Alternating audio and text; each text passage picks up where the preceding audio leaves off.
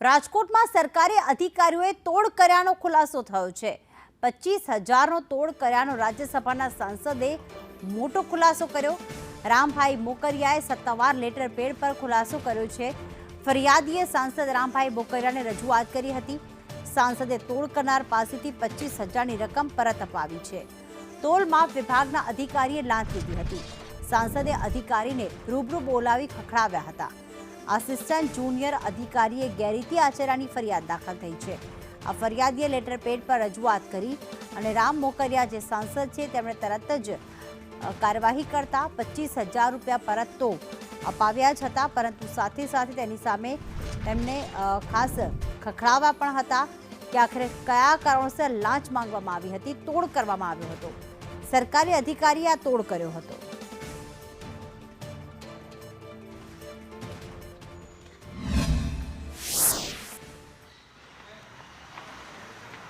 Sir आपનું નામ શું છે?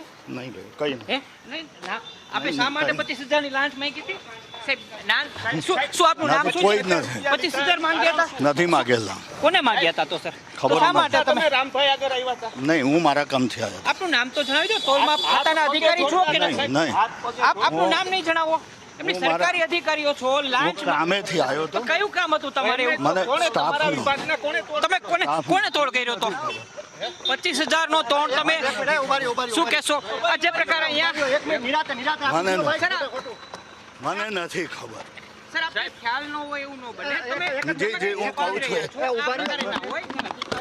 તો તોલમાપ ખાતાના અધિકારી છે તે આપણી સાથે છે। આપણે એમની સાથે વાત કરશું, પરંતુ બોલવા તૈયાર નથી। શું કહેશો તમે? એવું નથી, 25,000 અમે લોકો નથી કોઈ લીધું માટે 25,000 રૂપિયા તમારે લેવામાં આવ્યા? કોઈ લીધું નથી, કોઈ લીધું નથી બાપુ। તમે તો ક્યાં લાંચિયા અધિકારી આ સંદેશ ન્યૂઝના કેમેરાની અંદર કેદ થયા છે। આ સરકારી ગાડી છે, લાંચિયા અધિકારી અત્યારે ભાગી રહ્યા છે। 25,000ની લાંચ સેન્ડી મિક્સર વાળા જે હરીસી છે તેમની પાસેથી માંગવામાં આવી હતી।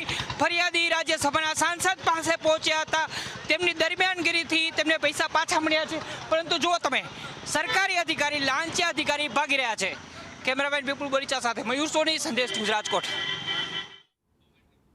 તો સરકારી અધિકારી પર તોડનો આક્ષેપ લાગ્યો છે, જ્યારે સાંસદ રામ મોકરિયાને તેઓ 25,000 પરત આપવા માટે પહોંચ્યા અને બહાર નીકળતી વખતે સંદેશ ન્યૂઝના કેમેરામાં કેદ થયા છે। સંદેશ ન્યૂઝના રિપોર્ટર મયુર સોનીએ તેમને વારંવાર કહ્યું કે કોની પાસે લાંચ લીધી હતી, તમારું નામ જણાવો, પણ કંઈ પણ બોલવાનો ઇનકાર કર્યો છે। અને કયા મોઢે બોલે, કારણ કે એક તો સરકારી અધિકારી હોવાના કારણે સરકારી પગાર તો લે છે જ, પરંતુ સાથે સાથે જે તોડ પણ કરતા હોય છે, એટલે કે ટેબલ નીચેની કમાણી પણ કરતા હોય છે। અને જ્યારે સાંસદને આ વાત ખબર પડી, ફરિયાદી લેટર પેડ પર સાંસદે રજૂઆત કરી, ત્યારે તેમને ખખડાવવામાં આવ્યા।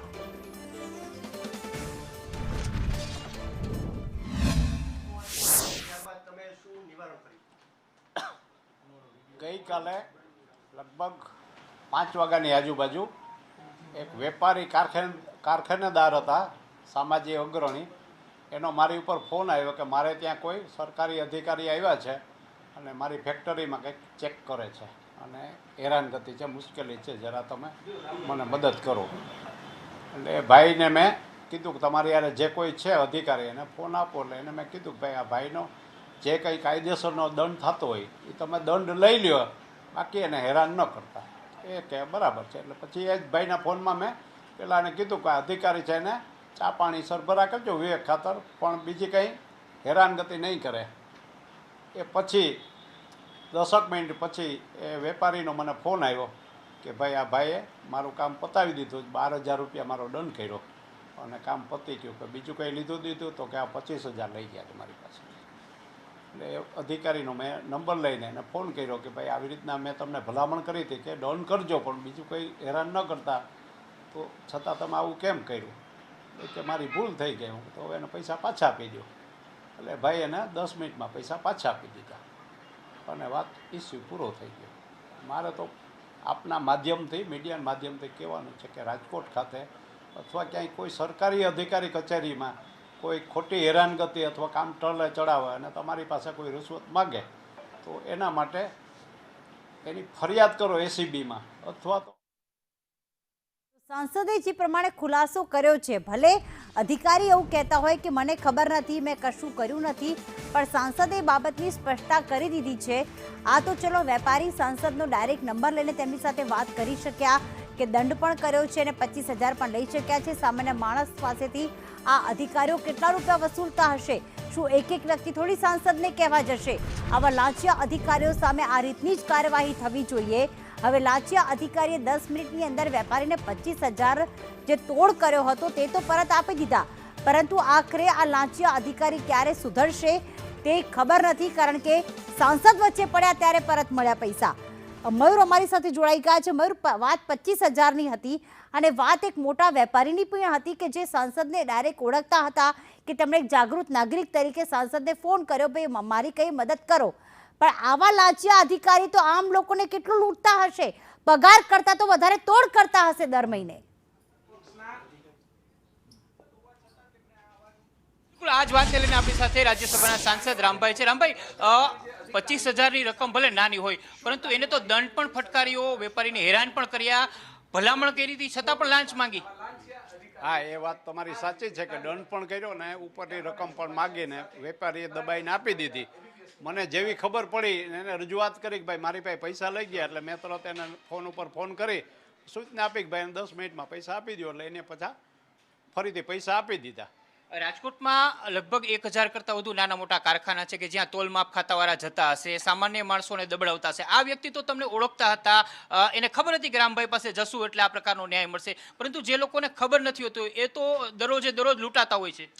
એના માટે હું આપના મીડિયાના માધ્યમથી સૌને જાહેર અપીલ કરું છું કે આવા કોઈ પણ કેસ હોય તો એસીબીમાં અથવા તો યોગ્ય સત્તાધીશોને અથવા તો ચૂંટાયેલા પ્રતિનિધિ હોય એની પાસે કોઈ પણ જાતના હિચકિચાવીને નિર્ભય રીતે રજૂઆત કરવી જોઈએ. અને રજૂઆતના અંતે અમારા લોકોએ પણ એની માટે મદદ કરીને પગલાં લઈ અને ભ્રષ્ટાચાર નાબૂદ થાય એમાં આ મોદી સાહેબનો જે યજ્ઞ છે એમાં આહુતિ આપવી જોઈએ. રામભાઈ, અગાઉ પણ તમે એસીબીને આવા અધિકારીઓ મામલે જાણ કરી હતી. ફાયરના ઠેબા છે તેમની સામે પણ તમે અવાજ ઉઠાવ્યો હતો અને તેની સામે કાર્યવાહી થઈ છે. આ મામલે તમે એસીબીને જાણ કરી છે? આ મામલે મેં ગઈકાલે ડીવાયએસપી ગોહેલ સાહેબ છે એમને જાણ કરી હતી. એ કંઈ બહાર હતા, એની ટ્રાય કરી પણ ભાઈએ ફોન ઉપાડ્યો નહોતો. આજે સવારે મારે વાત થઈ કે ભાઈ આવું થયું છે, પૈસા પાછા આપી ગયા છે, તમે તમારી રીતે કાર્યવાહી કરજો. આ બંસીલાલ ચૌહાણ છે ને એક જગ્યાએથી 25,000 માંગ્યા છે, અનેક જગ્યાએથી માંગતો છે, તો શું આની મિલકતની તપાસ થવી જોઈએ? આની પાસે કેટલી સંપત્તિ છે, કઈ રીતે એનો પગાર છે, કેટલી ગેરસંપત્તિ આવેલી છે? હવે એ તો તપાસનાર અધિકારીનો વિષય છે. આપણે રજૂઆત કરી દીધી, ફરીથી વ્યવસ્થિત રજૂઆત કરશું. જે તે મિનિસ્ટર છે એને પણ જાણ કરશું અને કાયદેસર જે એન્ટી કરપ્શનમાં જે કેસ બને એના માટે જે તપાસ થાય એ તપાસ થવી જોઈએ.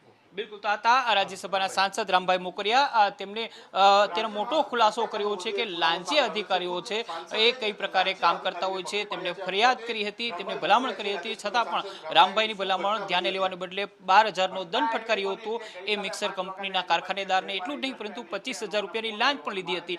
બેશરમ અધિકારી એટલો બેશરમ હતો કે લાંચની રકમ લીધા બાદ તે પરત કર્યા બાદ રામભાઈની માફી માંગવા આવ્યો હતો અને તે કહી રહ્યો હતો કે તેમની સામે કોઈ પ્રકારની કાર્યવાહી ન થાય. આ અધિકારી બંસીલાલ ચૌહાણ છે સંદેશ ન્યૂઝના કેમેરામાં કેદ થયો હતો, ત્યારબાદ કેમેરોને બૂમ જોઈને ભાગ્યો હતો. અત્યારે હાલ આ ભાગેડું છે અધિકારી, પરંતુ સૌથી મોટો સવાલ એ છે કે આ પ્રકારે ખુલ્લેઆમ લાંચ માંગનારા રાજ્યસભાના સાંસદ જો ભલામણ કરે તો પણ એ 25,000 રૂપિયા લઈનારા આવા અધિકારીઓ કેટલા છે, એમની સામે કયા પ્રકારની કાર્યવાહી થવી જોઈએ.